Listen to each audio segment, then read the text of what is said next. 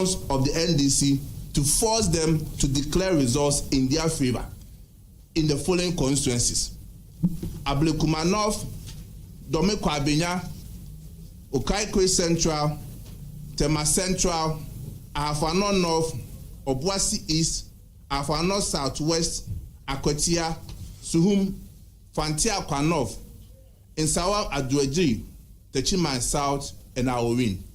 For you to appreciate what transpired in these constituencies, I'll pause and invite our majority leader, Honorable Afenyo-Markin, to give us a vivid report of what happened in some of these constituencies. Honorable, come and take over.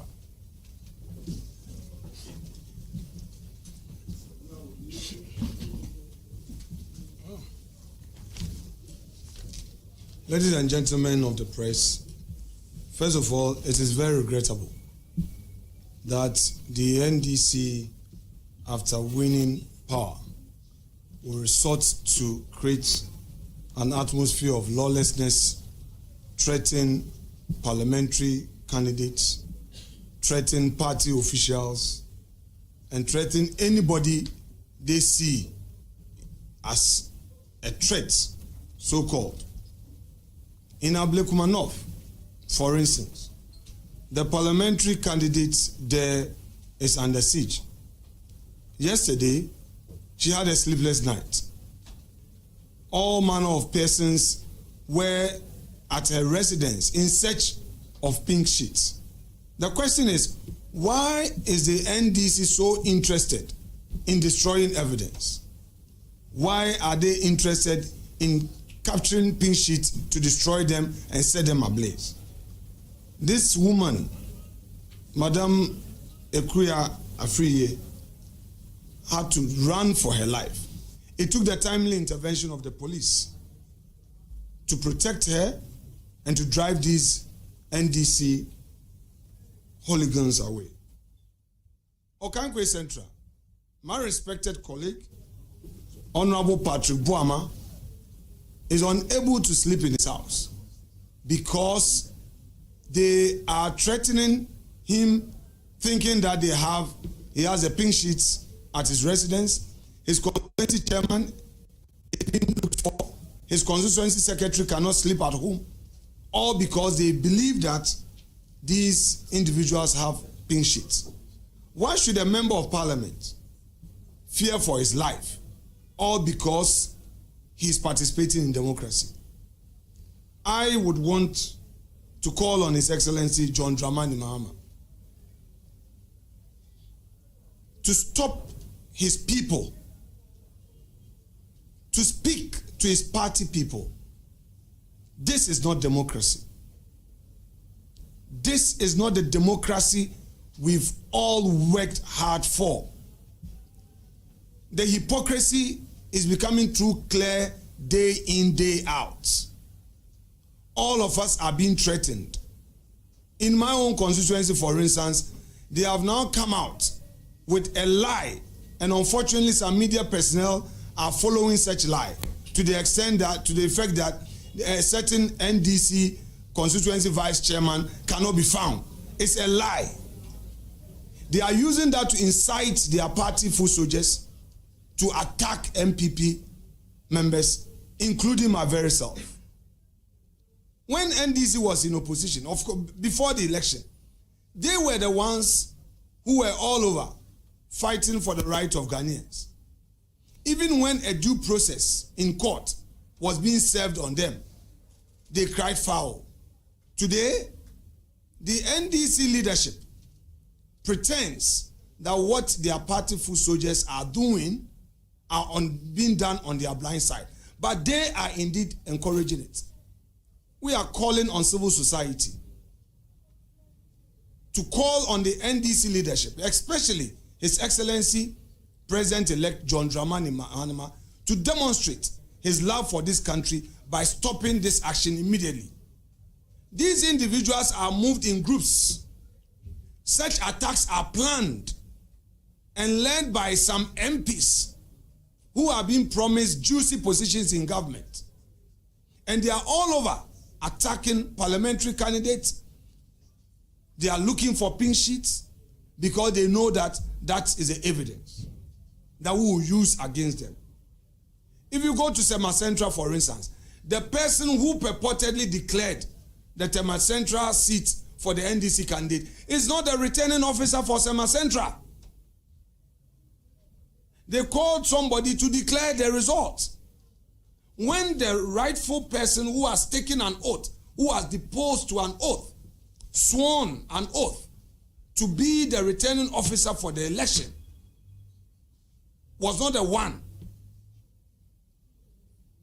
If you consider this action in the light of all that is happening, one is compelled to ask that if NDC had lost the elections, what would happen? Is it the case that the leadership of the party had prepared, rehearsed, and plotted this, that in the event that they lose, this country should be made lawless? And because of that, even in spite of their winning, they are still proceeding to do this? At Obuasi East, our candidate was asked to choose between his seat and his life. He was locked up in his room at gunpoint and was forced to sign the final declaration, so-called declaration form. Why should such a thing happen? Is His Excellency John Dramani Mahama pretending not to be aware of all of these? All these things are happening before the media. The cameras are capturing all of these. And is this a country he wants to rule from 2025 to 2028? It is important that they don't just issue statements, but they demonstrate that they do not indeed support this action by stopping their boys. They buy them fuel, they give them pickups, and they move them to locations. We are aware. They cannot pretend that they don't know about this. Akwetia is a similar spot where they know they've lost, they scatter the place, and that is what they've done. My colleague, the majority chief whip, Honorable Ano Dompre, is also under siege, where they know they have lost but prevented the coalition from happening. Why should it be? Like my respected colleague and General Secretary of the party indicated in his opening statement, Dr. Mahamudu Bawumia conceded defeat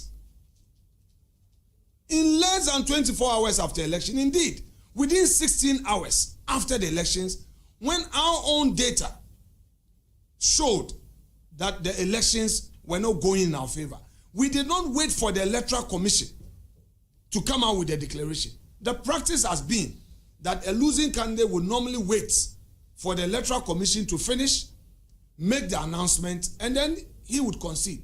On this occasion, because we had a perfect system, a reliable data system, and we had scanners across the country, our agents gave us feedback, and in the very night, by midnight, we knew that indeed things were not okay. By 9 a.m., we have put it out there that Dr. Bawumia was going to address the nation. We did this in the interest of democracy. Why would the NDC, in an attempt to get 2/3 or more, going all over to destroy the country, destroy public properties, and even put fear and panic in the minds and hearts of our people who were candidates for the election? We call on the Electoral Commission to take immediate steps to reverse all these illegal declarations. Declarations that were not made out of properly collated results. Intervene. National headquarters should intervene. The chairperson of the Electoral Commission should intervene and respond positively to all the petitions brought before them and address these matters. We rest our case for now. General.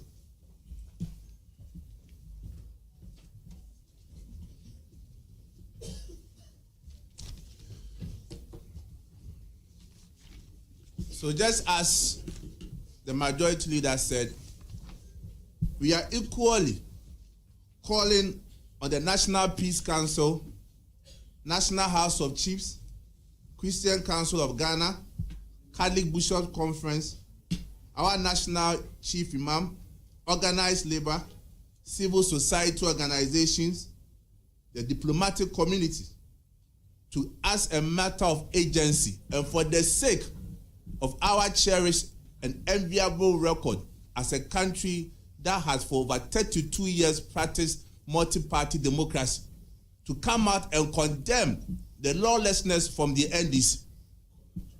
And we call on the president-elect, Mr. John Dramani Mahama, to call his people to order and also allow the Electoral Commission to do its job. At the end of the day, that is the beauty of democracy. You can't have it all. Is it the case that the NDC is telling us that we are not needed in the next parliament? What kind of country do we want to have? And we are also calling on you, the media. You have been to these centers. You've seen, with your naked eyes, you've seen the truth. Why are you not reporting? You are the forefront of government. You are supposed to let the people know what is happening. You are supposed to condemn the NDC. That this is not the kind of country we want to have. This is not the kind of state we want to have as a country. Are we having a revolution in this country? Why should we happen in this manner? So, as the majority leader indicated, we are waiting to hear from the Electoral Commissioner with its decision on these constituencies. I'll repeat it again. Dome Kwabenya, Ablekuma North, Okaikwe Central, Afenyo North, Afenyo Southeast, Obuasi East, Akwetia, Suhum, Fantiakwa North, Nsawa-Dridji, Chiman South, and Aworin. And we are calling on the police that, Mr. IGP, the safety of this country is in your hands.